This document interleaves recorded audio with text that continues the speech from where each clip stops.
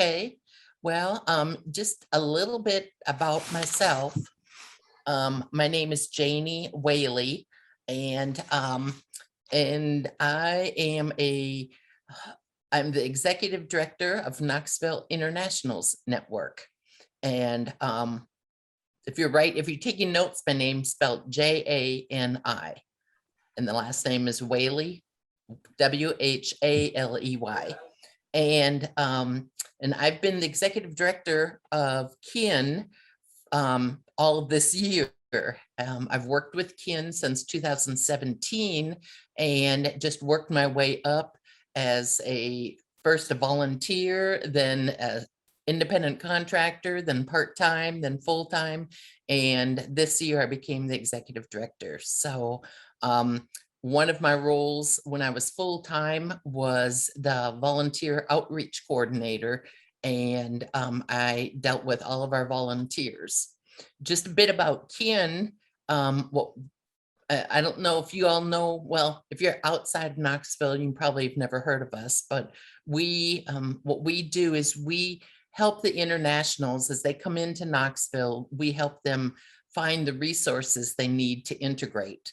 We help them with English, we help them with driving, we help them with childcare, with employment, education, secondary education, paying their bills, paying their rent, whatever it is that they need.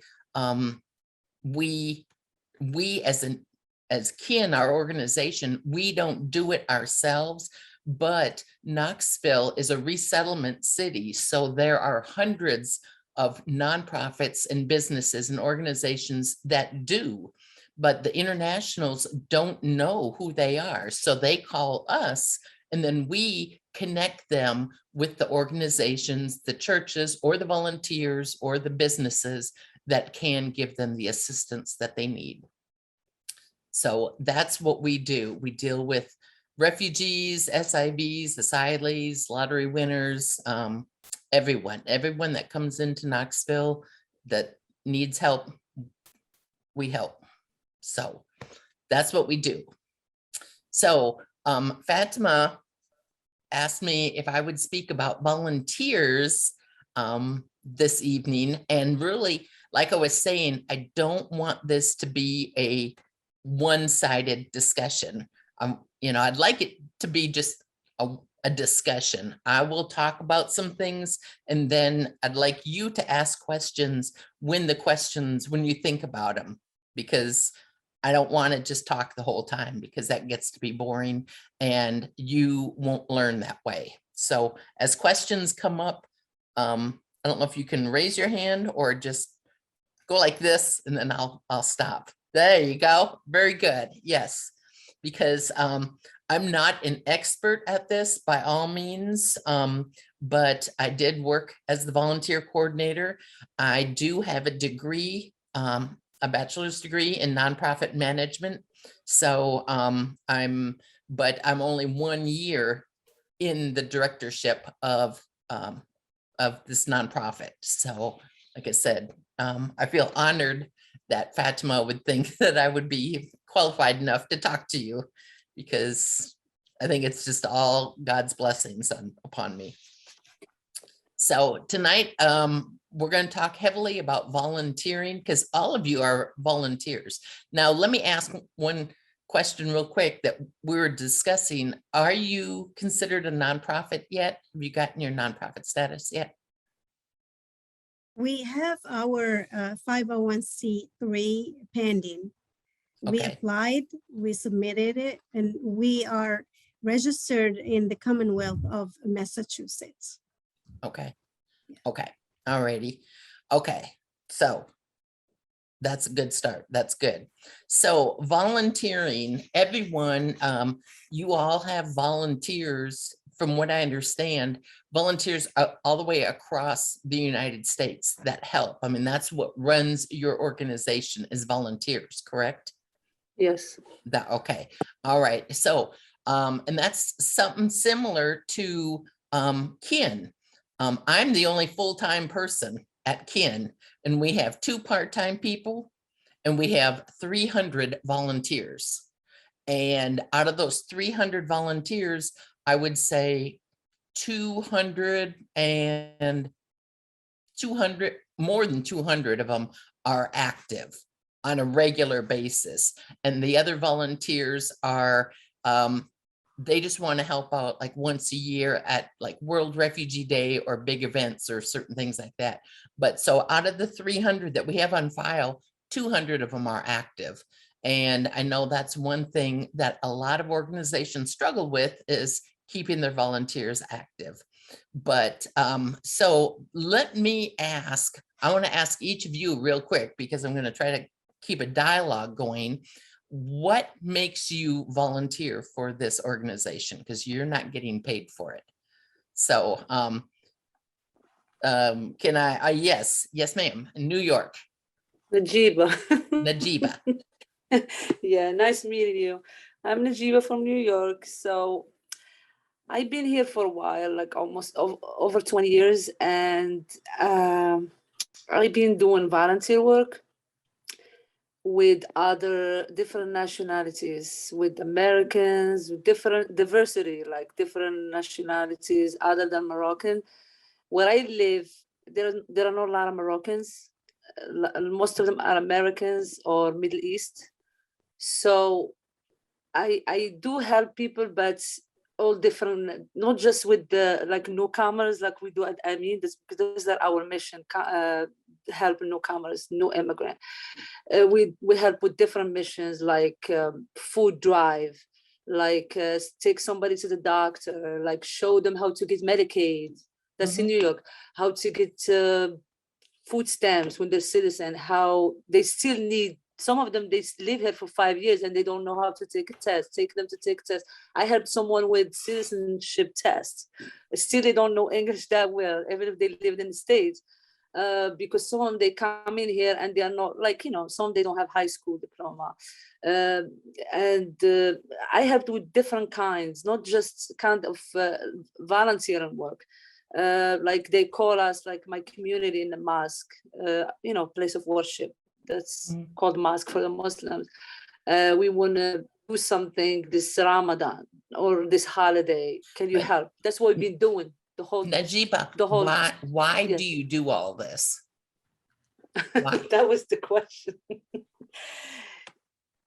I do it to help my community, and you get, it's a rewarding action. It's rewarding. And I used to work in my career. I used to work for profit corporation, and I changed my career because I love education. So right now I'm working for nonprofit. Yes. For nonprofit. I used to work for big corporation, and we got laid off twice. That changed my mind. All right. Like I'm never going to work for profit anymore. So I changed everything, and I work for human services, and at the same time helping my community. Give me that, you know, that direction. So when I found, because I'm not a social media person, but I've been looking at social media, and that's how I found AMIN, American Moroccan Immigrant Network. And I'm like, oh, I want to help my Moroccan community, but I'm not saying just Moroccan, I still helping others. Right. So it's a rewarding job. It's rewarding, not a job because it's not a job. It's a rewarding volunteer action. Okay. And that's what I do in my job too. I get all paid right. for Very it. good. That's very good. That's a good answer. But still, it's non-profit, both of them. Okay. Larabi? The way how I see it personally, first of all, I believe that each person existing on this earth has to understand that not everything should be paid as far as job. Why? Because some people, they don't understand that even when you work and you get paid, you have to do your work from your heart. It means that you have to exceed the expectation. But the fact that that volunteering process exists, even sometimes you do it even not knowing that you are doing it, but it is more appropriate to educate ourselves that we've got the chance to give, because others, they don't have even the time that's thinking about giving. And that's as Dr. Khadija, Dr. Najiba said, you feel really comfortable when you give something knowing that you please or you help somebody to get something that he cannot offer. Therefore, I had a question actually, how can we contribute to educate the nation or the people that volunteering should go something that they need to believe, and they should understand that, I guess, if I'm not mistaken, American people, they give up to 30% either from the time or from their income for volunteering system. So we should educate ourselves before educating others to understand that volunteering should part of the process of your life. So this is the way how I see it. Exactly. Very good. That's good. Very good. All right. Aziz, can you explain why do you volunteer?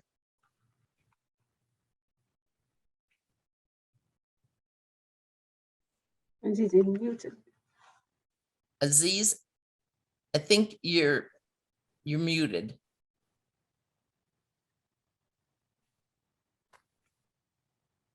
Aziz there?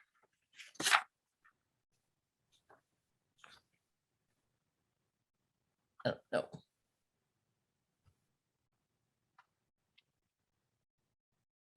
Okay.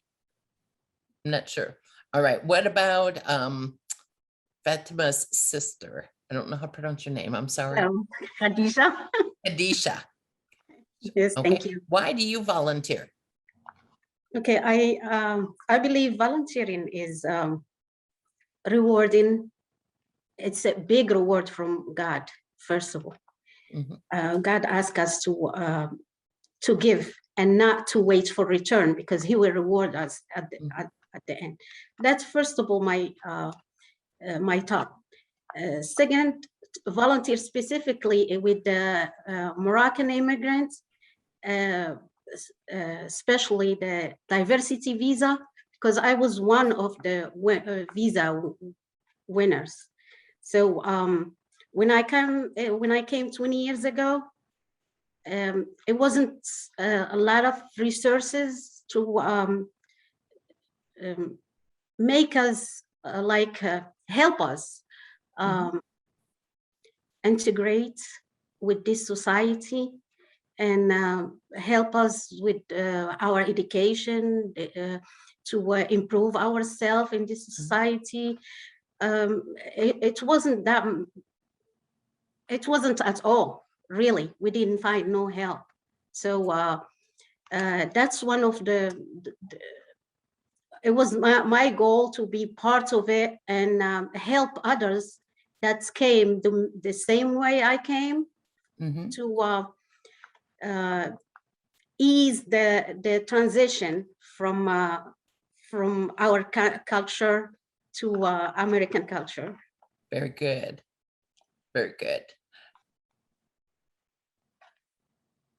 Okay. All right. And then Krista, let me ask, because Krista she is a volunteer for Kin. I don't know if y'all know that, but she is one of our prize volunteers. And she's been with us for a long time. She puts in a lot of hours every month. So why do you volunteer? Well, I like what Khadija said. I agree with her that I'm driven by God. He wants us to love everyone, and that's the way to love somebody, is to help them and be wherever you feel like he leads you. And when I found Knoxville International Network, I also found Janie, and Janie led me to Fatima, and Fatima led me to AMIN, and that's how I got involved in AMIN. But it's all, everybody working together to help everybody. So very good. Okay, so the important thing, those are all excellent answers, and there's a variety of answers. The most important thing is that everyone volunteers for a different reason. And so when you're recruiting volunteers, you want to hit their hot button and you want to find what drives them to volunteer, whether it be their experience, they have a family member that has gone through it, or they feel bad about that, or they feel a calling from the Lord to volunteer, or they are bored. Some people are bored when they're retired. When the retirees are a big percentage of our volunteer database, because when they stop working, they don't have anything to do. A lot of people volunteer because they have a heart for the cause that you are representing, whether it be like our cause is internationals, helping internationals get settled into Knoxville, and they have a heart for that. And so you need to make sure that you touch on every single person's hot button or why they want to volunteer, and put all of those out there. I mean, many of you have seen those really sad commercials on TV about the puppy dogs in the cages, and they're shivering and they're skin and bones, and they play sad music and they say, please help at your animal shelter, for this little puppy is freezing to death. And it just pulls at your heartstrings. So emotion is a big part of volunteering. But one of you said something about there's a high percentage of people that volunteer, and you're exactly right. Since the pandemic started, the volunteerism has gone up 31%. And we got a lot of volunteers this year alone, just because of the pandemic, that people are really wanting and having a desire to, they want to help out. And so how do we find these volunteers? Now, we find volunteers at, let's see, I have to write where, at schools, at colleges and at high schools. A lot of colleges, especially in the United States here, they have to do service hours. They have to do volunteer time. Pellissippi, Walter State, Roane State. If you go to college for free, you have to volunteer. So we go to all these colleges and say, and get our foot in the door, and we speak to them and say, hey, if you have a heart for internationals, if you have a heart for refugees, come and volunteer with us for 8 hours or however many hours. And 9 times out of 10, they fall in love with the idea and what they're doing, and they stick around. So the colleges are a great way to do it. The same thing with high schools. A lot of high schools, the honors programs, the good kids, they need to have volunteer time. So make sure your organization is known by the schools, the school district, the principals, the guidance counselors, so that when kids need volunteer time, the guidance counselors and the principals and the teachers can go and direct them to you. Another one is past recipients. Okay, people that you have helped. Fatima is a great one. When people come to her and say, we want to volunteer, she sends them on over to Ken. She can send them to Ken. Other volunteers, Krista is one of our best mouthpieces, because, when you help someone, or when a volunteer feels fulfilled doing what they do, that's a great way to promote your organization. So, let those recipients, let those immigrants know, hey, if you want to help us, spread the word, and why don't you volunteer with us, or why don't you, pass the word along that we're always looking for volunteers. And the big one that we get, or that we use as our organization, is social media. Now, I don't know how prominent you guys are in social media, but we're getting more and more prominent now. One thing I'd really just kind of urge you, so that you can get an idea of what we do, is get on Facebook and follow Ken, Knoxville Internationals Network. Follow us and see all the things that we do to get volunteers.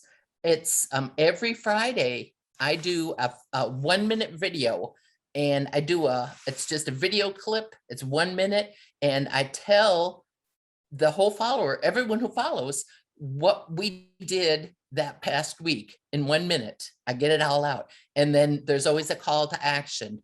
If you're interested in something like this, sign up right here and, and fill out an application.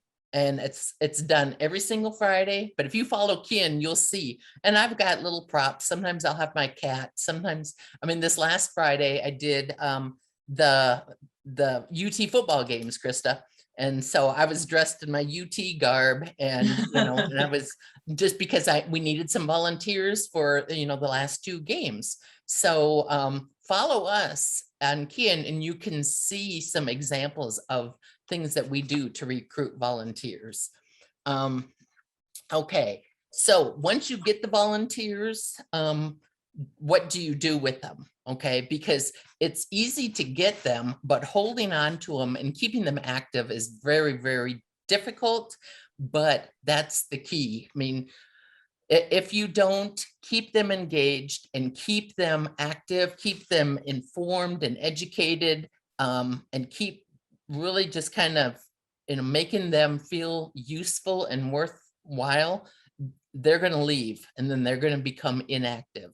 So the first thing, what we do at Ken is we have them fill out an application. And I think you guys have an application as well. But we have them fill out an application, and once that application comes in, then we do an orientation with them and tell them about our organization, about what our policies are, what our procedures are, what our dress code is, kind of some opportunities for them to volunteer. This is a 1-hour orientation type thing. And I'm not going to go into all the details. You can ask questions, or we can talk more about that, but it's a 1-hour orientation interview type situation where we call them in and get to know them a little bit better. After that, we put the ball in their court and say, okay, I want you to go home. You heard what we do. You heard what we expect. Go home and pray about it and let us know what you want to do. Because if, we don't want to put a square peg in a round hole. We don't want to make someone do something once they get through that orientation process and they're thinking, ooh, this isn't what I thought it was, and then you assign them a task, they're kind of stuck doing it. And then that's not going to be a good fit. So we say, go home. And if you're interested, we want you to call us back or email us back. 9 times out of 10, they call us back and say yes. Once in a while, we don't hear from them. And then that's fine, because they weren't going to be a good fit with the organization anyway. So we do that. Now, was there a question? No questions? I thought I heard something. Okay. So then after that, if they email back and say, yes, I want to work with the school age children who need help, tutoring in school. So it's like, okay, you're working with children. So our requirement is when you're working with children, you have to have a background check. And so we have a program that is, it's called Sterling Volunteers, STERLING Volunteers. And it's online, and it doesn't cost us any money at all, but we set it up. And then when the volunteer says, yes, I want to tutor children, maybe I speak Spanish, so I can help the Spanish speaking children that are struggling in math or in history.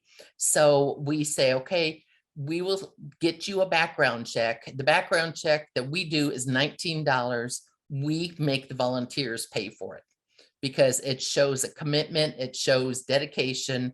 And even the college kids, it's like, if you really want to do this, you're going to pay for it. So they do the background checks, and we get the information like in 3 days, it comes back to us. And that's very, very important to do that.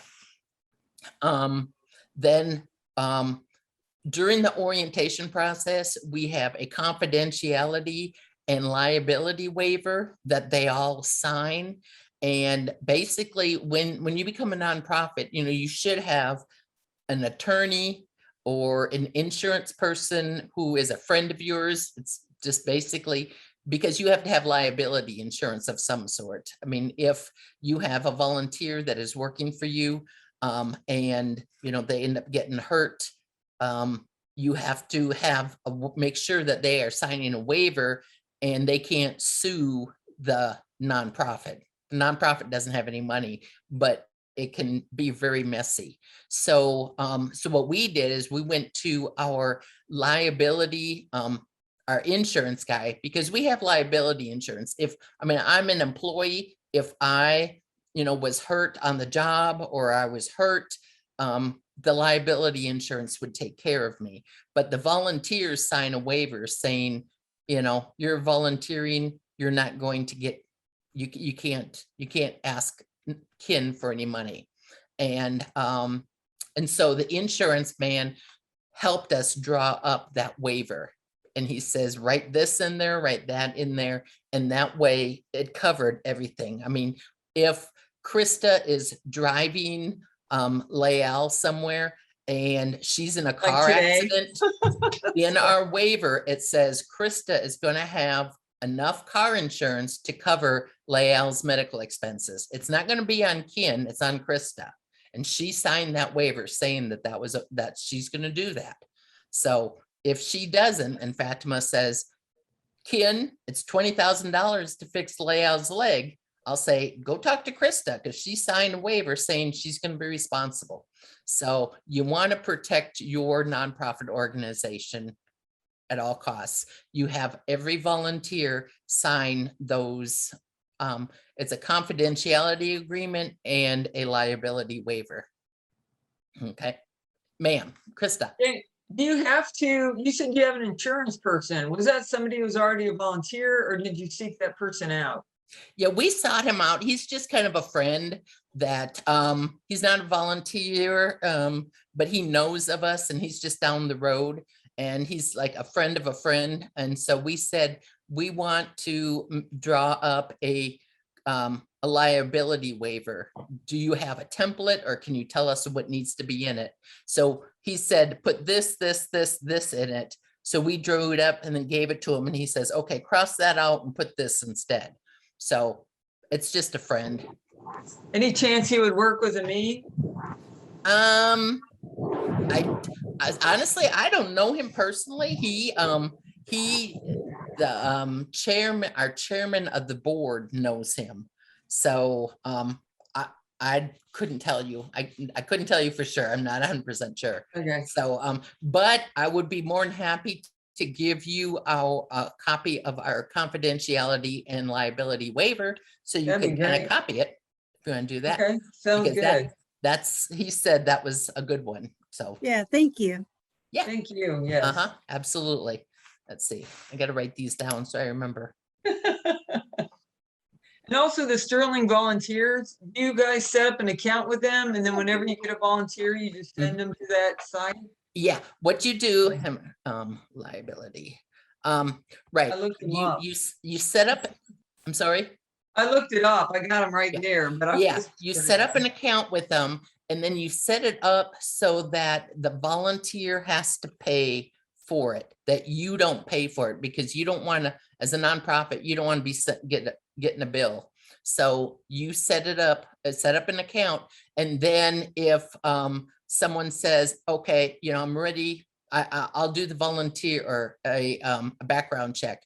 You go into to your account at Sterling, to your portal and say, you know, I want to send an invitation to Joe Smith.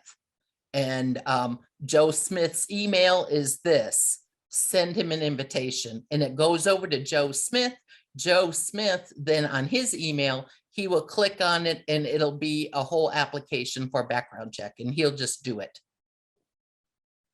Great. That sounds good. Thank you. Absolutely. And there's different levels. We do the most comprehensive one, and that's $19. So, okay. Thank you. Okay. Also in the confidentiality, lost you. In the confidentiality, oh, Aziz, you had a question. It's okay. Yeah, when you finish, that's okay. I Oh, don't no, want to go interrupt ahead. you. Go ahead. Oh, thank you. First, hi everyone. Thank you for your time. I have a question. Since what you said, I think need money to do that. Sometimes you need like for our part, like AMIN. I live in PA, so I'm going to see someone in Boston or Tennessee or meet someone in New York, and we do that from our pocket right now. Mhm. And we want to encourage our volunteer to do more. So when I say we, like the treasury can pay them back. So that we need money. How, when you finish what you were saying, can you answer how we can ask for money, Yes. how we collect money, how we ask for grant, what Yes. we do, please? Thank you. Let me finish the volunteers, and I'm going to touch on that. Okay. Thanks. That's on the bottom of my page. That's a good question, and it's an important question. So, but if you have all the money in the world and you don't have volunteers, it's not going to help you. You have to maintain holding on to your volunteers. So, so once you get a volunteer and once you engage them in to do something, have them do a task. Volunteers volunteer because they want to do something. So if you have a volunteer that is sitting and doing nothing, they're going to go find somewhere else to volunteer. And so that's why it's very important, even if they don't have people coming in to work with, give them some sort of a task, give them a project, have them do a newsletter, have them do some research, have them post things on social media, have them look for grants, have them, I mean, I've got a bunch of different ideas that volunteers can be doing. So, so keep them busy. You want to almost have basically keep them busy, keep them engaged. Now, volunteer hours, logging volunteer hours. Krista, do you send in your volunteer hours? Fatima, you're on mute, Krista. Can I do that too? I'm sorry. Yeah, I tried, but right now I meant to ask you too, when was the last month I sent them in, because I think I'm 2 or 3 months behind. I know. Okay, so we have a form. I just sent my September one. Did you send your September? 2 days ago. You're Yeah. ahead of Very me. good. Okay. So Ken, every month, Ken sends out a Google form, and it's a simple Google form to use. And it's probably 5 questions. You know, what month are you recording? How many hours did you volunteer? How many miles did you drive? Did you spend any money while you were volunteering? And any comments? Tell us some comments, tell us a story, tell us how things are. Volunteer hours are very, very important, because every volunteer hour accounts for $28.54. Oh, wow. I didn't know that. $28.54. So when you start writing grants, they want to know, if we're going to give you some money, do you have any volunteers? How many hours are your volunteers working? And if they're working 10 hours a month, well, then maybe you could be eligible for $280 for that grant. If they're doing 100 hours a month, you might be eligible for $2,800 for that grant. Does that make Nice. sense? Yeah. So founders and organizations who give money from grants want to know how many volunteers you have and how many hours are they putting in. And so that's why it's so important that, that you be collecting these hours. Miles, we just do miles just because we like to keep track of that, because there are some grants that want to know, how dedicated are. We sometimes have contests about, who's driven the longest, or, sometimes we'll just give out if somehow we end up with a gift card for, Pilot gas, we might go find our volunteer who drove the most miles and just give it to the volunteer, something like that, just as a incentive or as a thank you. So, so that's very important for grant writing purposes, and again, to appreciate and acknowledge your volunteers. So that, that can't be said enough. To in time, we have all of our volunteers' birthdays in this big database. And just because I'm the only full-time person and I got another part-time person, eventually I want to send out birthday cards to every volunteer on their birthday. I mean, that's one of my goals, just to get a birthday card from your organization on your birthday saying, thank you so much. I'm thinking about you. I'm wishing you well. That's something neat to have. But right now we don't have the staffing for it, unless I could find a volunteer to maybe do that for the volunteers. But, so just try to remember your volunteers on special occasions, or, things like events like that.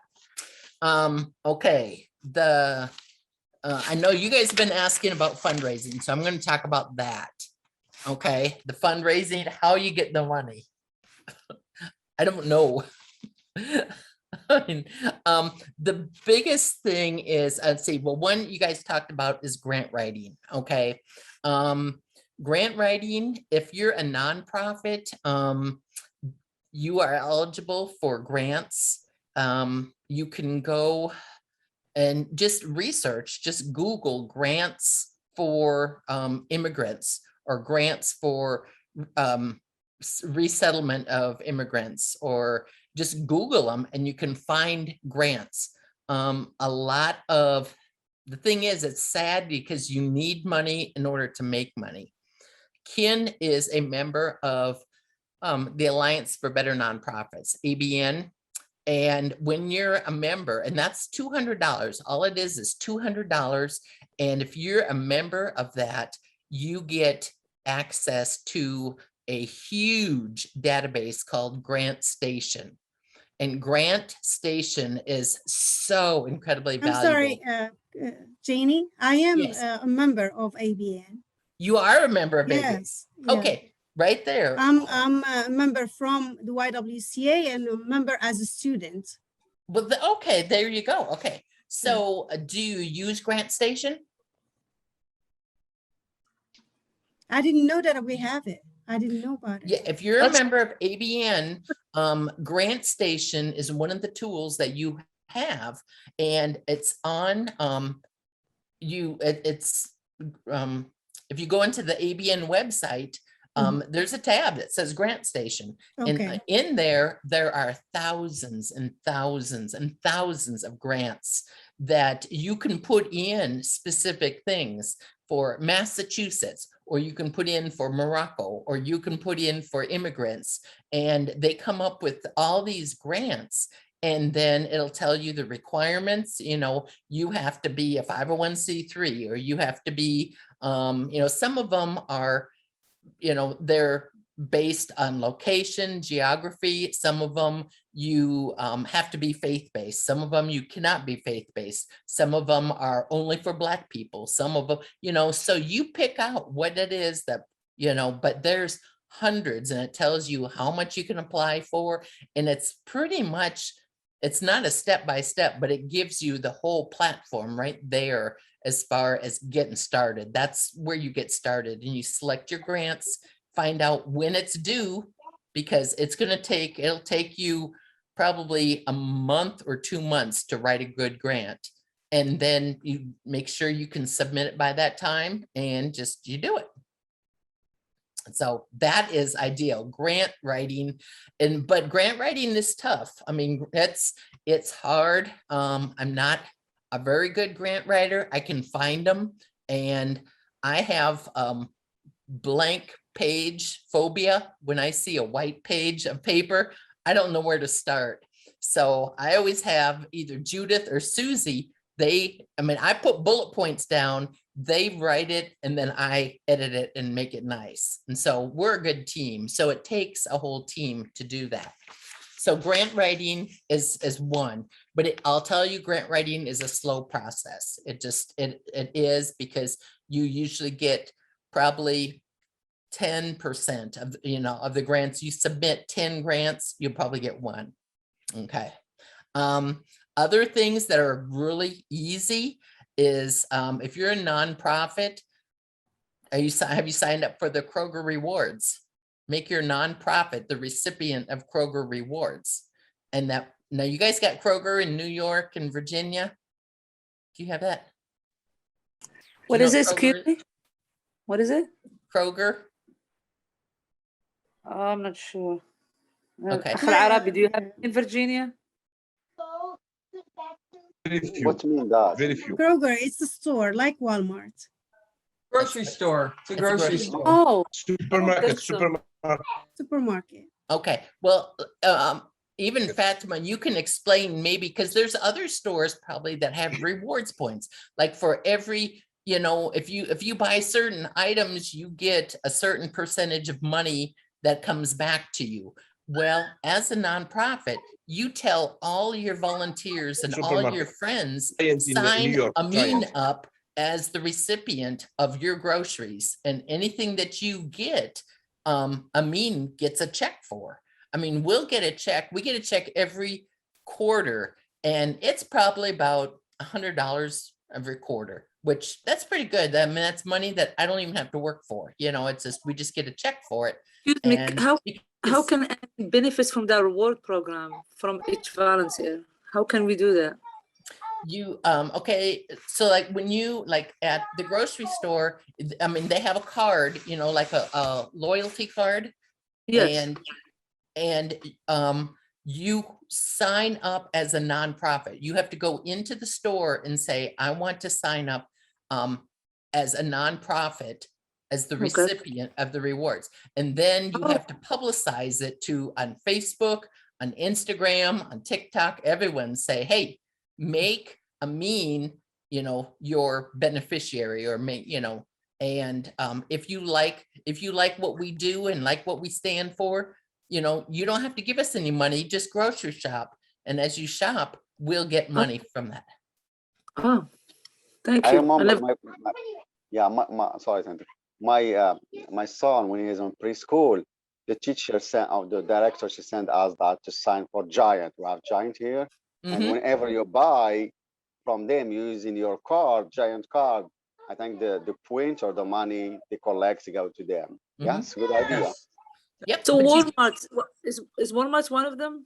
No, Walmart's not one of them. Mm-mm. What about ShopRite? Because we do use ShopRite for nonprofit organization where I work. They take us. You could. I don't know ShopRite. I would check. Amazon is one of them. Switch your Giant card over to AMIN, not to the Sun's Child preschool. Krista. Thank you. What Fatima said was Amazon. If you sign up Amazon Smile. Yes, that was my next. Was my next thing. That if have AMIN, or AMIN needs to go to Amazon Smile and make an account. And so whenever, and tell people that when you shop at Amazon, go through Amazon Smile, which, and then type in AMIN, and it's the same Amazon, it's everything, but AMIN will get a small percentage of everything that people buy. Yeah. And we do that as well. And we don't do a good job at promoting that. We should, but even like, I mean, I do it all the time. I shop Amazon all the time. And so I'm always given, and Ken usually gets probably about $50 every quarter. So that's just another $50, $50 to $60 every quarter. So Amazon Smile is another way that you don't have to do anything. And it's money that comes into you. Okay. Excuse me, how can you register AMIN under Amazon Smile? Is it treasurer can do it? One of the board members can do it? Yeah, Who has one of to the do board that? members can do that. Mhm. Okay. Yep. Okay. So guys, start the next soon, so we can start shopping more. Yes, exactly. Sign up and start shopping. Exactly. Sign up, guys. Okay. And then another thing is other things that you could do are like local things, like yard sales and bake sales. You know, a lot of times we'll just like, my church will sometimes once a year we'll clean out our church and get rid of all the stuff that's, and if I do it and if I help set it up and I have volunteers that help, everything that is sold comes to Ken. And so if you have organizations that, are getting rid of stuff or selling stuff, ask, if, hey, let me help do it. And then, you can reap the benefits of it. Like car wash. A car wash, exactly. Do a car wash. I mean, all it takes is. Actually, I just do a summertime. I did it for my, we do like a soccer club. Mhm. And actually, we don't charge that much. Believe me, like 3 months, we charge just $50 per player just for the fields, because all the coaches and manager, which one of them just volunteer, and we need money to pay the rent and the land. And so I did with my friend car wash, and it was like, it's just 1 hour or less, or a short time I collect $500 plus Look at $500. that. Yeah. See, Yeah. that's fantastic. And that's exactly, that was on my list too. Do service For I things. It's going to be cold to do car washes, but now a big thing is, I'll tell you what, gift wrapping is huge. I mean, at Christmas time, there's a lot of people wanting to wrap gifts or buying gifts, and they, a lot of people just don't know how to wrap.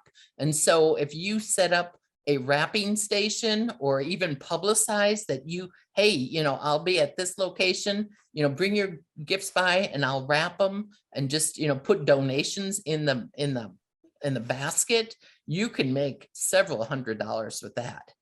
Gift wrapping is big. Yes, ma'am. New York. Did you have your hand up?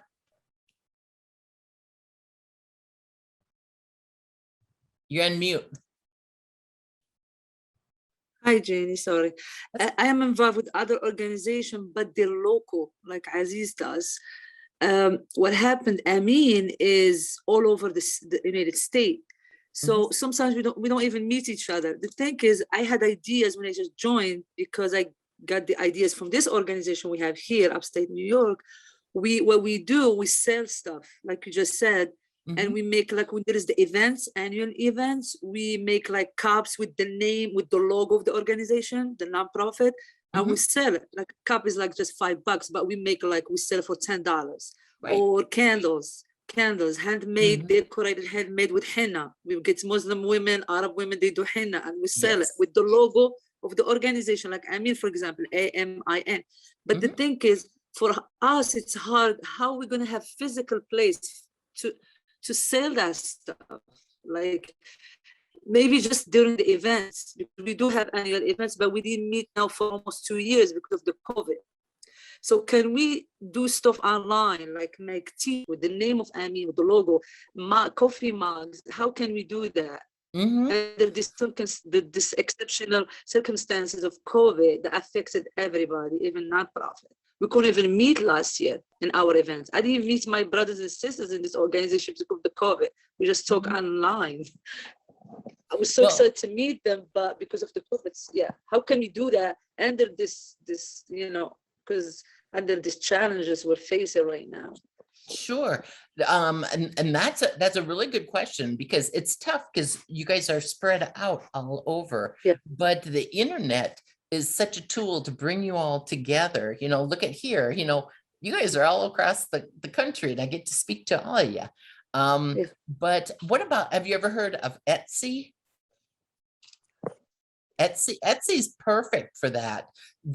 I mean, you could start your own AMIN Etsy shop, and all of you who have talents and gifts to, you know, to make stuffed bears or make the coffee cups or make whatever it is, and, you know, have your own website or your own Etsy store. I would just do a whole AMIN store, and people, because people love buying things that are not American. They like buying, you know, we have really right now, I mean, Ken has been gifted a website that, and once it's up and running, I'll open it up to you guys, but it's a website. What we're going to use it for is for all internationals to sell their wares on it.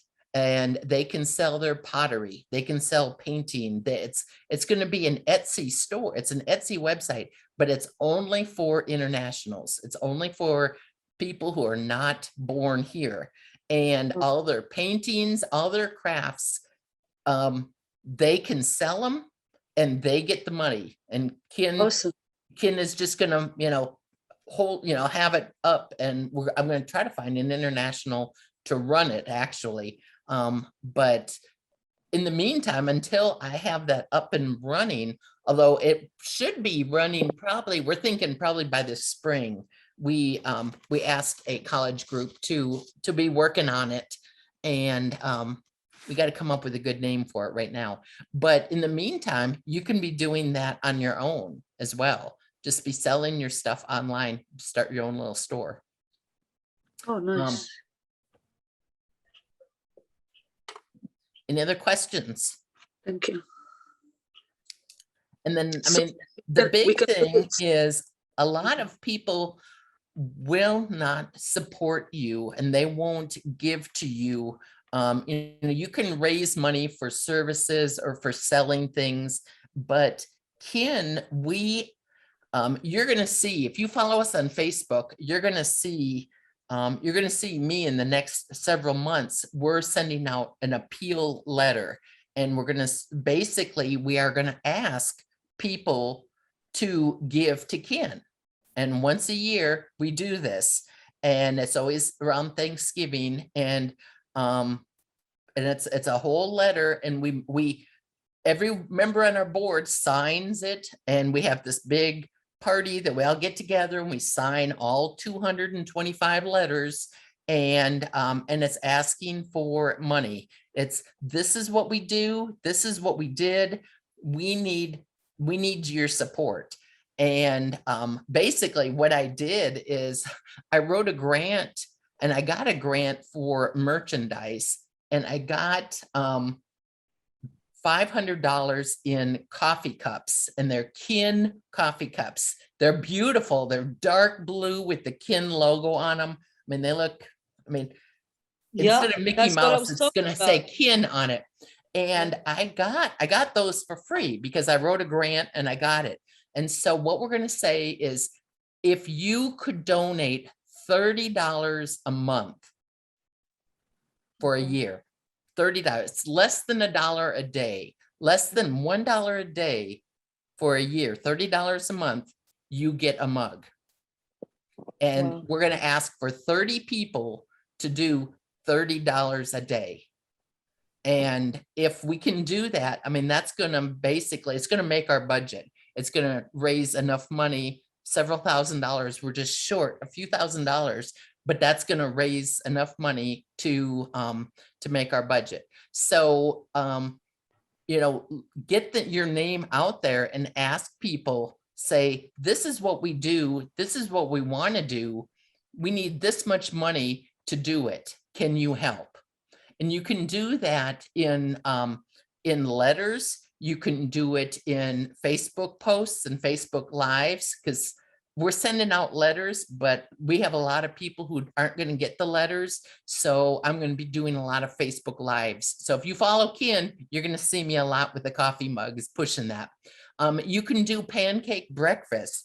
Breakfasts are a huge way of getting your name out there to ask people, come on in. We're going to cook you some pancakes and we're going to give you some fruit. You're going to be here 1 hour. We're going to tell you about our organization. We're going to ask you for money, and then you're going to go on to work. And it's really quick and sweet, but people make thousands of dollars doing it that way. Yes, Krista. Yeah, I think they do it here in Oak Ridge at Applebee's. You can sign up to have a Saturday fundraiser. And then I think you get your volunteers to like serve them the food or something. Yeah, I'm not sure. Yeah, then some restaurants I had heard that do that. You can do it in a restaurant. If they allow that. We always do ours like in a church or community center, and just have some volunteers make pancakes, have fruit, have juice and coffee, and bring in what you want to do is you want to bring in some rich businessmen, some rich people. And you have them, you say, hey, come and listen to what our organization is doing 1 hour before work. We'll serve you breakfast, and then you hit them up for the money. And I have a step-by-step kind of way of how we do it. And every time we've done it, it's worked out well. I don't like doing it, but that's me. So yes, Larabi, did you have a question? Actually, it's not a question. It's more, the fact that you mentioned something very important, that every Friday you come up with even 1 minute recorded video that you share whatever happened the previous week. I do believe that for any nonprofit organization, they should have two keywords that they need to focus on. And those two keywords, I'm going to call them CO. It means communication and organization. That's two words going to lead you to constantly repeating and make sure that everybody is aware about what you've got to be doing the entire year. And like what you said, when you said, because some people, when you tell them, hey, you got to participate at $30 a month. And so what I'm going to be getting of that $30, because if we calculate it a year, we are talking about $360 a year, what I'm going to get as an advantage. So we have to make them participating and getting something, even something, like you said, a cup of tea, whatever, and make them involved. And whenever you do that, they're going to bring other people, and it's going to be easy to make people involved. But just asking people to give you money, it's kind of, not fishy. I will not say fishy, but it's something that you show them that you don't really participate. You've got to get job done to get something. You cannot just begging money or asking for money. So right. It's a constantly work that needs somebody to make sure he provide that information weekly basis. Thank you. And you're exactly right. And one thing I failed to tell you is that the people who support us financially, we have donors, we have individual people like each of you or whatever that give us $25 a month, $50 a month. Some give $100 a month. And we have churches that give us, money every month. Okay.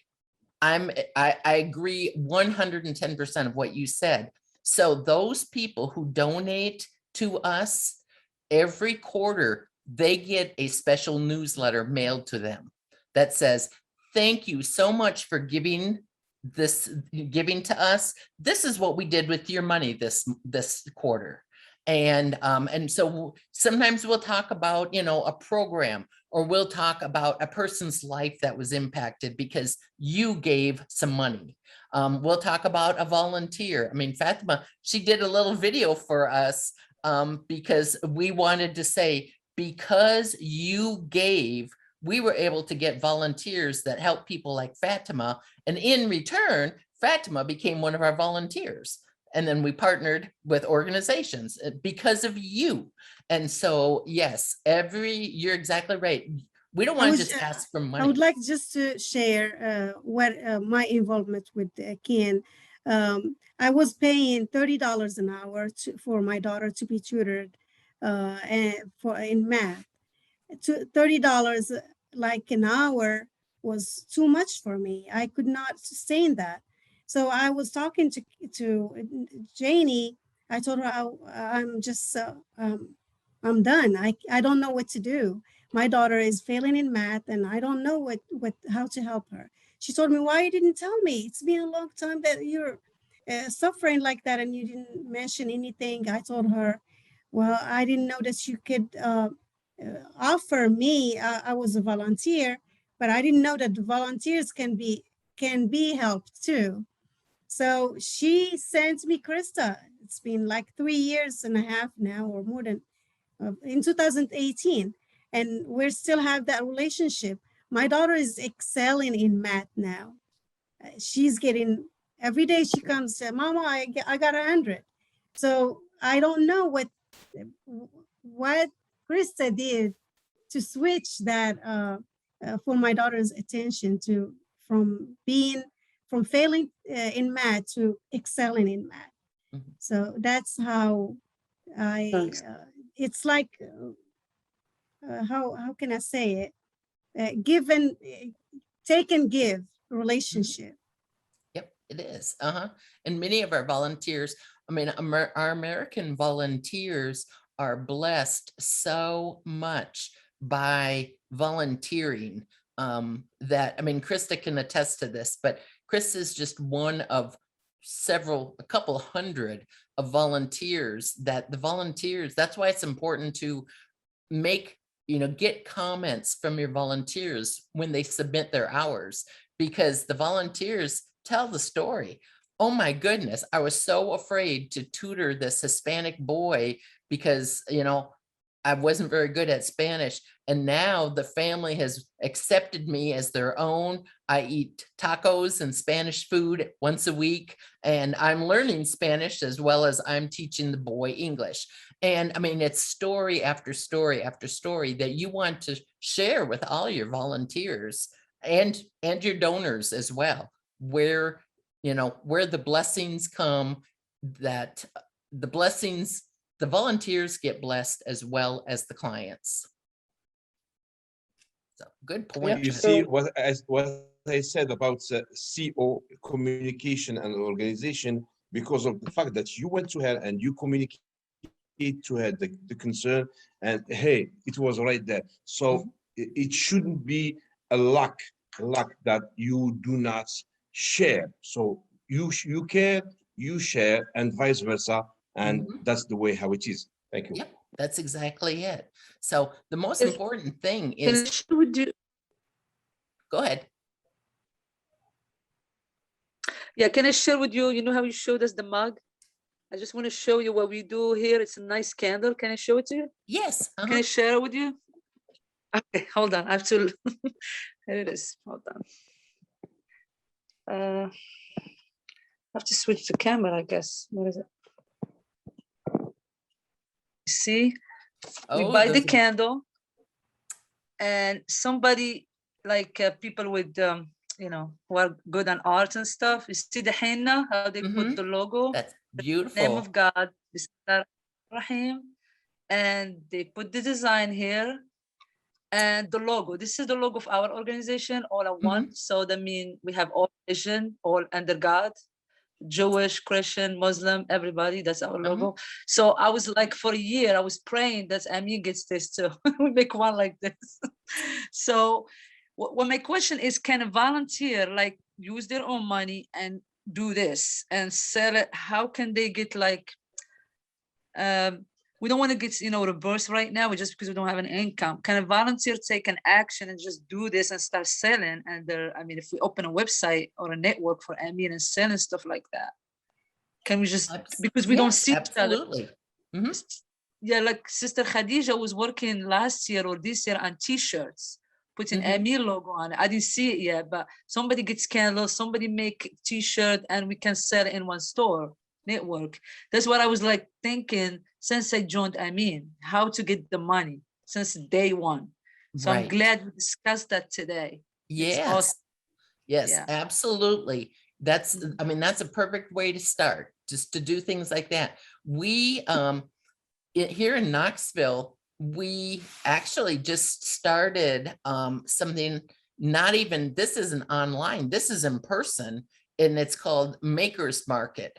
And it's for all internationals again, and they can bring all of their crafts, their T-shirts, their baked goods. I mean, I know some people bake bread, and they brought it out there and they sold it. And it's like the first Saturday of every month that they go out and they sell it. And all of that goes back to the international community that is doing that. So you're exactly right. Those candles, the T-shirts, anything that, that is crafty, people will buy. Yeah, we should get together and do that starting next year soon. Money, income. Thank you. Yes. So basically, that's everything that I had to present. I didn't know how long I was supposed to go, but I was trying to go an hour. But are there any questions that you all have? Or did you find it informative? Did you learn something? A lot. Oh, I hope so. Can we use you as a source? Are you willing to, can you be our resource? Absolutely. Absolutely. Okay. I went through school. The Lord made it so that I could go and get my degree for free. I don't know how, but I was a single mom, and I just went back to college, got my nonprofit degree, and I think I've been put in this position, I want to help others. I want others to succeed in their nonprofits. I want them, because one of y'all said, it's like nonprofit is not like business. You're not going to be rich in nonprofit. And that's one thing my dad says. He says, you're never going to have a retirement. You're not going to have a 401k. I said, no, but I'm doing what I love. I'm making a difference in people's lives. And that's more important to me than having a 401k. So I want to help other people who have this passion to reach out to their community, reach out to their fellow people, and make a better life for them. So yeah, I'll help you in any way I can. Thank you. Yes, sir. Can we develop at least 12 person like Janie, to make sure that each month we have somebody who can speak out the way how you just did, because you're just an amazing person. So we need to have like 12 person like you, and each month we have somebody who can have rotation to clarify this kind of points, because they are very important. Thank you. Yeah. That's good. Yeah, get Fatima on it, or whoever's in charge over there. And I'll be more than happy if you guys have questions, or I'd be more than happy to come back in another month or so. And if you have a topic, a specific topic, this was a broad topic, but I'd be more than happy to talk on specifics, if you want to do that. Yeah, I will reach out to you in the future. I'm sorry. Go ahead. I have one last comment. The problem with it's not a problem, it's just a challenge. I see it, and I notice that every day. That's, it's not, how you talked about advertisement and put it out there in the media, Facebook. It's not advertised that much. Like people don't hear about it much on Facebook. Like It's like when we do Zoom, we just do it inside of the organization. Mhm. When we have a meeting or we talk about something, it's all inside. Nobody knows about it that much. So advertisement is one of the key for success, right? And Exactly. we have yes. So we're not putting it out there that much. That's what I noticed since I joined. Mhm. Is like we have a Facebook page, but it's still it's not out there because people, they ask me from outsiders, like, we don't hear much about AMIN. We don't see a lot of Zooms anymore, lives, like get out there too much so people know about it. So how can you ask for help? How can you ask for support if you're not known out there? You have to be known. So I'm just asking, there is a board where HR, are we okay to advertise it? Can I put on my private Facebook page? I do, like sometimes we don't have Zoom, we have Zoom and I attend it with Fatima, Sister Fatima and other board members or other volunteers. I do advertise, we discuss this topic, but it's not out there much. That's what it's missing. Well, and that's, you're exactly right. I mean, that is the key, is you need to get your name out there. And you really, what you need to do is, and I'll just speak about this just a little briefly, but you need to have one person in charge of the Facebook page. And there needs to be something new on the Facebook page 3 times a week. You need to have a new post, something. And like I said, follow Ken, follow our page and kind of get ideas on what we're posting. It's not always about us. Sometimes it's about our partners. Our partners, they had a lot of fall festivals and they had Halloween and they had, candy giveaways and they had things like that. So we post things like that too, but it keeps your Facebook page fresh. And every 2 days, you need to have a new post on your Facebook page. And the same thing with Facebook Live. Start following us. Again, you're going to see on Facebook, you're going to see me a lot because I'm the director and it falls on me. But, assign someone in your group, you need to do a Facebook Live and just say, hey, I'm here. And, I just want to tell you what AMIN did this week or what I did this week or, one of our challenges, or just do some little blurbs. But the more you get it out there on Instagram, on Facebook, and now from what I heard, I'm going to a meeting or a training on Tuesday on TikTok. Apparently TikTok is the new up and coming way to market your organization. So I'm going to be on TikTok. I'm going next. to that training. I was invited yes. I was invited by Pelisipi. Good deal. Okay, well, and that's on Tuesday at the Regis, right? I think so. Yeah. ABN. It was by ABN, right? ABN. Yeah. Yes. Mm-hmm. Yes. And so that's going to be huge, because people will not give to you. They will not volunteer for you. They won't talk about you if they don't know who you are and what you do. Sure. Yeah, we don't see much advertisement about it. Mm-hmm. That's the problem. Who's in charge of your webpage? The Facebook page. There are like 2. The web page. Somebody on the board member, right, okay. Fatima? Yes. Okay. The website is just now being updated. Okay. And it has all the updated information. We just put the connected the PayPal account to it, and it's working. Okay. Yeah, we just need to get on Facebook, because now our Facebook, like we have 30 not follower, 30 subscriber on Facebook page. 30,000.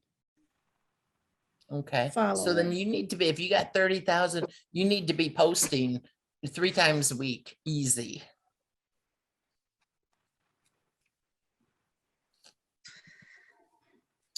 Any other questions? No. We need somebody in charge of communication, advertisement, right?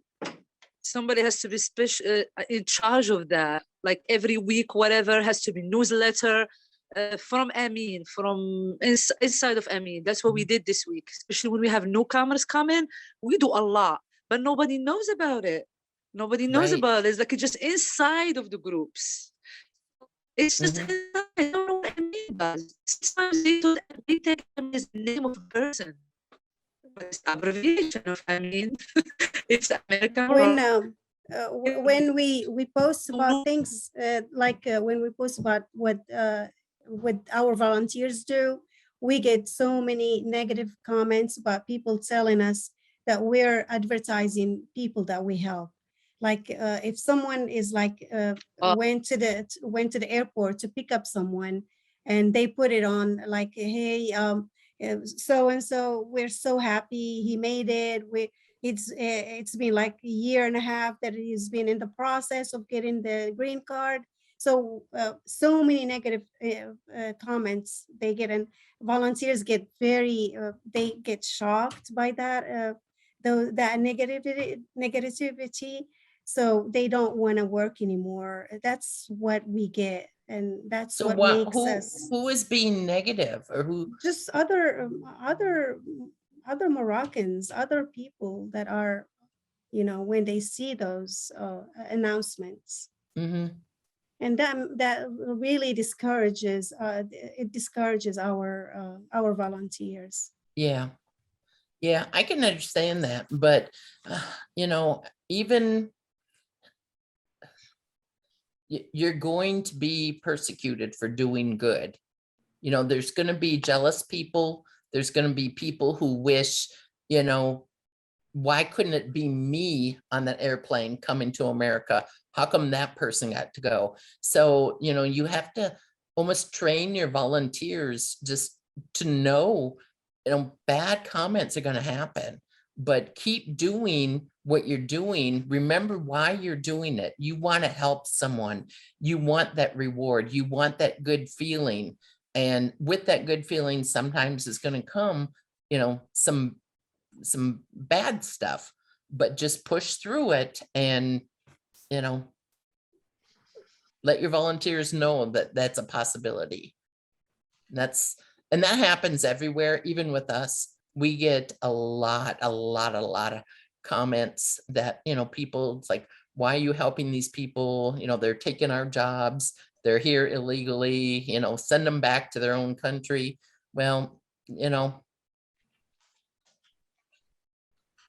this is what I'm called to do. So let me do it. Well, yeah, and my great grandparent came over. I mean, we're immigrants back 2 or 3 generations. Yep, exactly. You're exactly right, Krista. Aziz, did you have a question? Oh, I want just to add, we were talking about fundraising, that I heard that you can make money from Facebook as well if you have a certain number of follow, so you can make money, but I don't know how actually, but I'm not good on Facebook. Okay, yeah, on Facebook, there's a way that people can donate through Facebook, and the money goes to us directly. It's sort of like, just like on your webpage, your donate now button. There's a way to do it on Facebook, that if they like what you see, or if you tell a good story and it touches their heart, you can have a button right there and they can donate right then and there, and you get 100% of it. There's not going to be any cuts or anything. And so no, I think what I heard, Facebook pay you like YouTube. When you get certain number of people, they see what you do. So I'm just adding that to you if you want to look up for your organization as well. That Facebook can pay you back as YouTube, but as I say, I'm not sure how. Maybe Khalida should know that YouTube and Facebook, she may have answer for that. Okay, yeah, I'll look into that most definitely. Yes, Larabi. Yes, you have to have 10,000 followers at the minimum. 10,000 followers in Facebook to be able to start, because they don't pay you because you're handsome or elegant. They pay you because they can generate some advertisements through your page. And Okay. you have, like exactly Miss Jenny said, you've got to show them that you are constantly working. Like Miss Jenny, for example, if she does that, knowing that she is participating at least once a week, that's the minimum, once a week, but she's participating. If she does have over 10,000 followers, well, she gonna be contacted and they're gonna be doing with her some advertisements. It's the advertisements which pay you, not Facebook who does. Just to clarify this point. Very good. Glad you Thank know you. that. So we I have a communications coordinator that she works part-time with us. And so she does all the social media. She does all Facebook and stuff. So she knows all about that. I just tell her we need some more of this stuff on, and I do my Friday follow-ups, and that's about what I do. Yeah, that's what we need. We need somebody in charge of the media, not just a website. Somebody has to be on the top of it, you know, not just like show up once a week, 2 weeks, and it just disappears. Somebody who following up with that as a volunteer, of course. How can we motivate our volunteers? Like we have like a lot of forums of states all over the United States, and the groups are active, like Virginia, for example. Newcomer came to Virginia and there are people there, they help them with rent, finding jobs. They're active in their group, but we have a main group for just volunteer called members of AMIN. They're there, they're helping in their state, but they're not active in that group. Like when we have a question, we put it there. Looks like they're not motivated. How do you motivate them? Like you put something in their topic, or like I need help, somebody looking for rent. Some of them don't even answer. Or how to, maybe they're busy with other volunteer work somewhere else. Like you said, if you don't motivate them, they go somewhere else. Right. Yeah, I'm really blunt with our volunteers, and if they don't submit their volunteer hours, because we have so many of them, I don't know who's volunteering and who's not. So if they're not submitting volunteer hours, I will email them or I will call them and say, you haven't submitted hours in, 3 months or 6 months. Now, some volunteers, they say, I only want to work in the month of December because that's when I'm off. And it's like, okay, so I know that. But other volunteers, if I don't hear from them, I will call them and say, are you still wanting to volunteer? And I will ask them. And if they say yes, I'll say, I've got a job for you to do, and give them the job of Facebook, or give them the job of Instagram, give them something to do. And if they don't, then take them off your list and don't waste your time with them. Yes, sir. Ami? I think it's take time, because we basically I wasn't here in the first when we start, Madam Fatima. I don't know if she say we are fresh, like a freshman association, so we are in process to learn a lot, because the idea of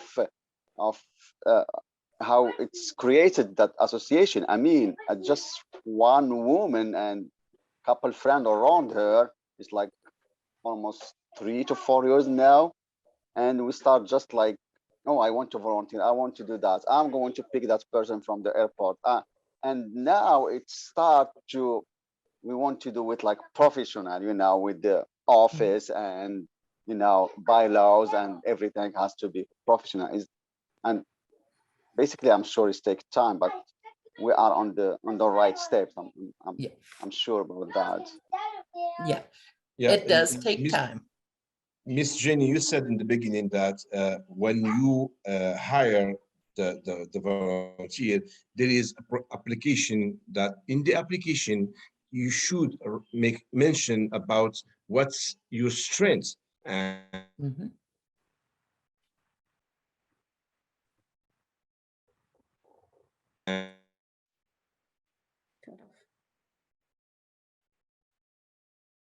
We lost your voice, Mr. Arabi.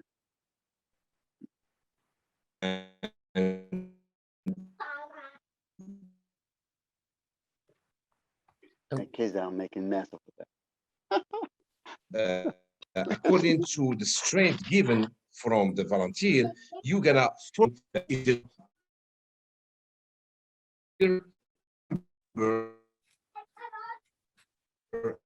So, Mr. Arabi, has some can you duties. hear him? I don't. No, I can't hear it. Look. I'm sorry, I don't know what happened, but just to mention this sentence before, because I need to leave anyway. Each person has to understand what are the core roles that they are assigned for, and their responsibilities that they need to fulfill, because it's a responsibility that any organization is involved. So it's not something hard to do, but there is commitments, as I said, there is communication, and there is organization Yes. process that needs to be respected to make sure that the Right. What, yeah, and to reiterate, is well done. Will be made that opportunity. right. I'm sorry? Our application asks, what are your hobbies? What do you like to do? What are you good at? Do you speak different languages? And then during the interview, we learn more about that person. And then, like I said, it goes back and we send them away to think about, do you want to be a part of our organization or not? Just because they filled out an application does not mean they're going to make a good volunteer. And so when they come back and say, yes, I want to tutor one-on-one with someone, I want to be a mentor one-on-one, we say it's a 1-year commitment. Are you up for it? You have to work with this person for a year. If not, we'll put you on something else. And then we've got a lot of opportunities that are just, once in a while. But if you're going to commit to a year, we make sure that they understand that.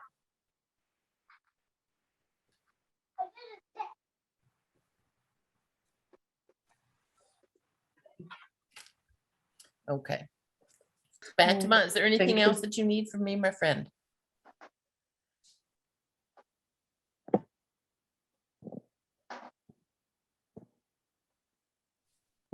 No, thank you. I think we covered everything tonight, unless someone has a question. Give it to me.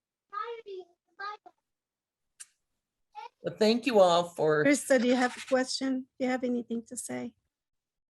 No, I just enjoy hearing the kids in the background. That's pretty cool. As these kids, yeah. Yeah, I can always. That's cool. I Look what missed they do. that. I'm making some. Oh, cool. The board and not know what they're doing. I need to finish and go. Yell at them. They're good. But thank you. We wanted to say thank you so much, Janie. Thank you for so tonight. Thank you, Jamie. Thank you, Krista. Thank you, everyone. Really helped. Thank you. Yes, and just I want to ask you, Janie, one question. Is there a way I can shadow you so I can no, shadow me? or Susie? Susie, he says why? Yeah, I don't know. Like, is there something specific that you want to know, or about the grant writing? the grant writing? Yeah.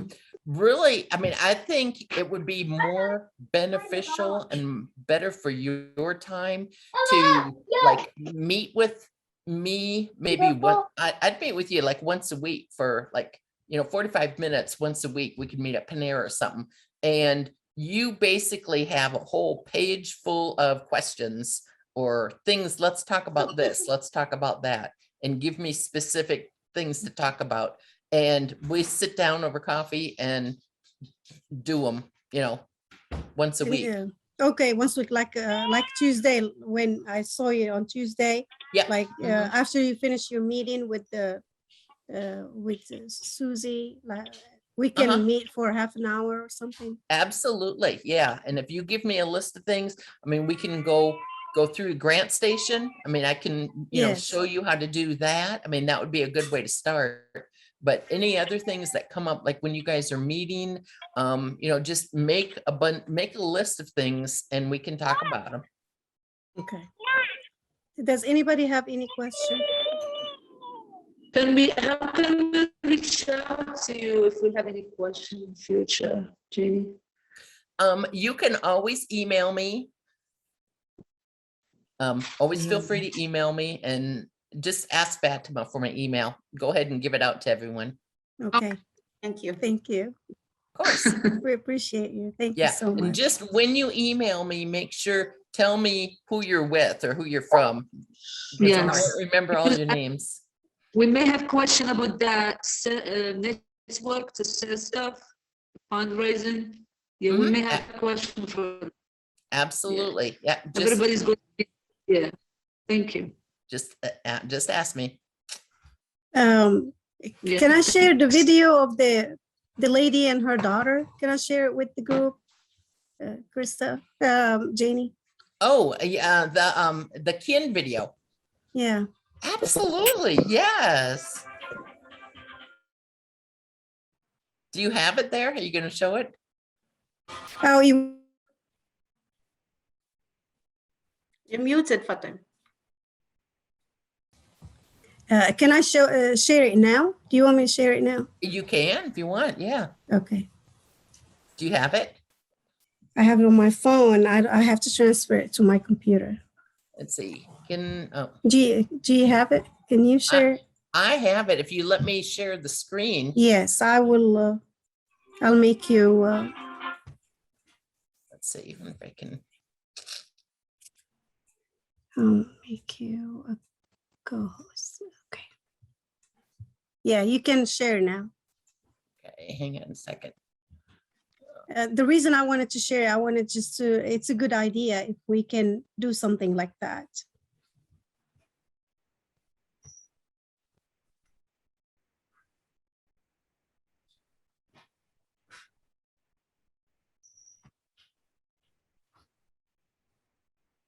Okay.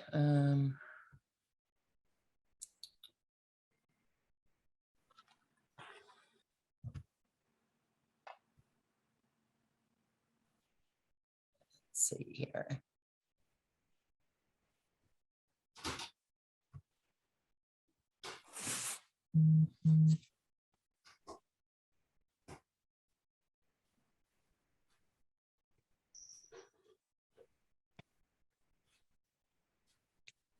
Can you see that?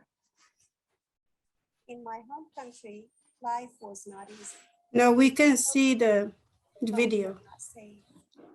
And more than anything we could imagine. We can't see it. You can't see it? No. No. What are you looking at now? No, we see the YouTube Links. video. Just the links. Okay, hang on a second.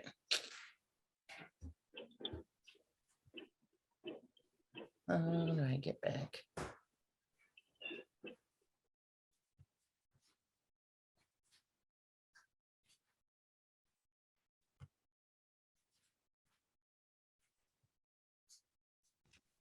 There we go. Now do you see it? Yeah. Yes.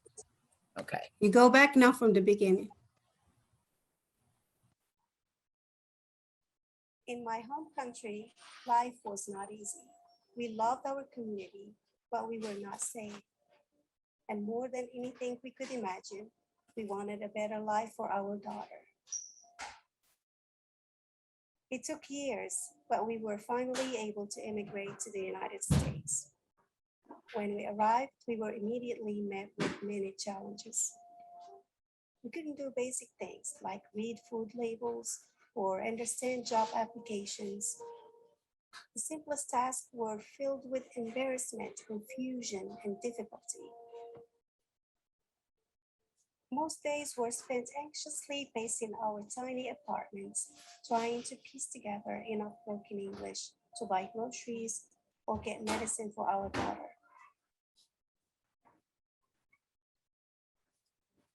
The world waiting beyond our walls did not offer any escape.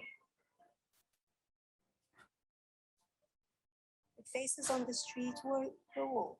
They just didn't understand us. To them, we were outsiders. We felt isolated, inadequate, and hopeless.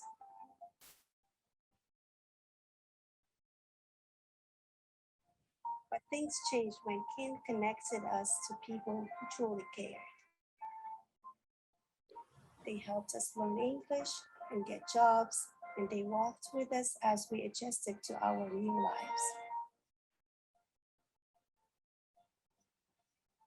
Through their love, patience, and dedication, we made friends. We can now take care of ourselves, and we know things are just going to get better. Knoxville, Tennessee finally feels like home.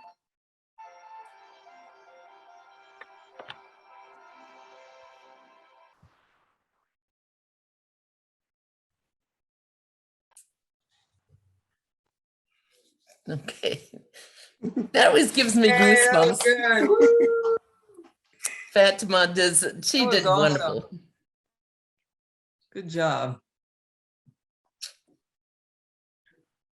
So that was one, and that's going to be promoted a lot at Christmas time or in December, the beginning of December. We're going to be pushing that video because it got released a couple of months ago, but it's not public right now. So, but again, you want people to know when they see Kin, when they see AMIN, they know what you do, what you stand for, and who you help.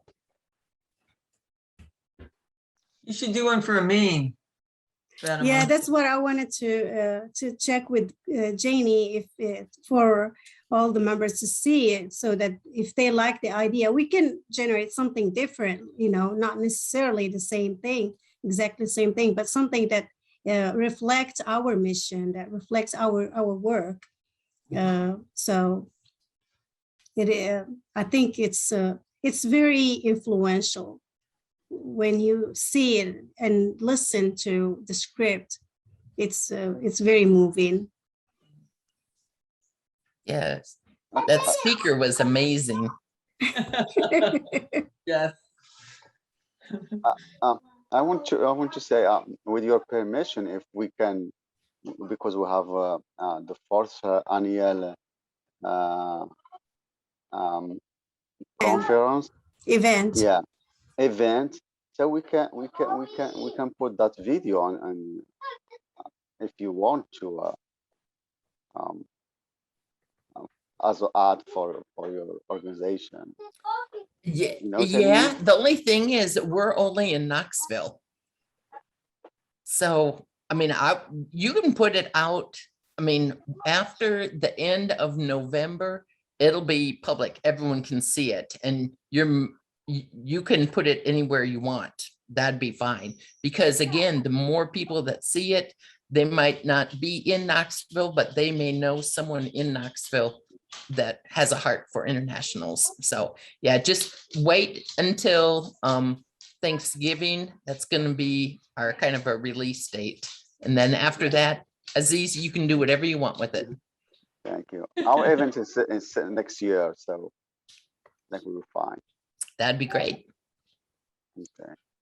That's Fatima homework. Thank you so much for your time. All right, well, thank you. Yes, I'm going to go. So thank you very much for your time. Please feel free to email me and get in touch with me if you need me for anything else, or if you need me to come back in a month or two.